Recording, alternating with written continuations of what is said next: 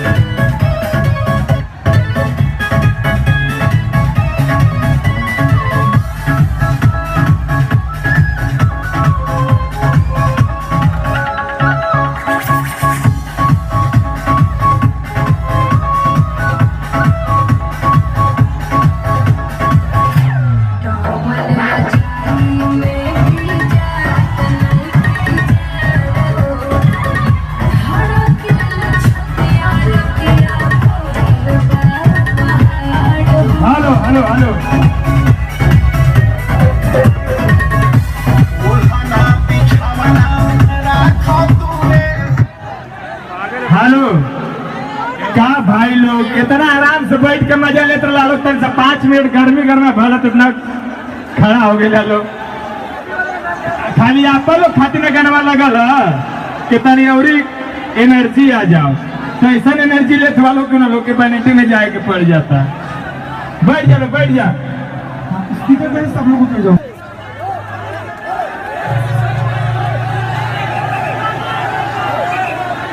और कौन कौन सुना रिकॉर्डिंग रिकॉर्डिंग अच्छा जो कर रहे थे वो ही बजाओ बजाओ। अच्छा भाई बजा दो गाना लगा दो। जो गाना पहले लगा था सुनो, कौन सा सरसों लिखा होगा, देखो सरसों लिखा है। अच्छा कर देते भैया, लेकिन जाइएगा नहीं अभी, आप बैठिए।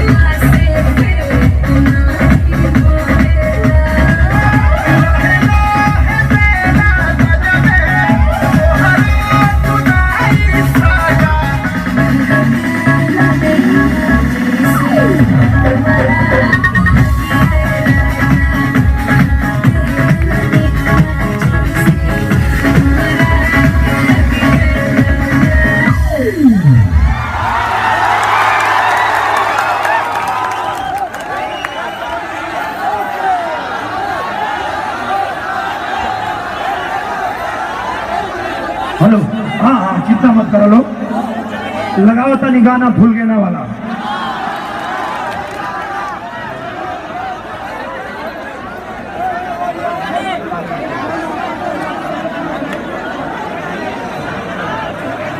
अभी जो फिल्म आई ला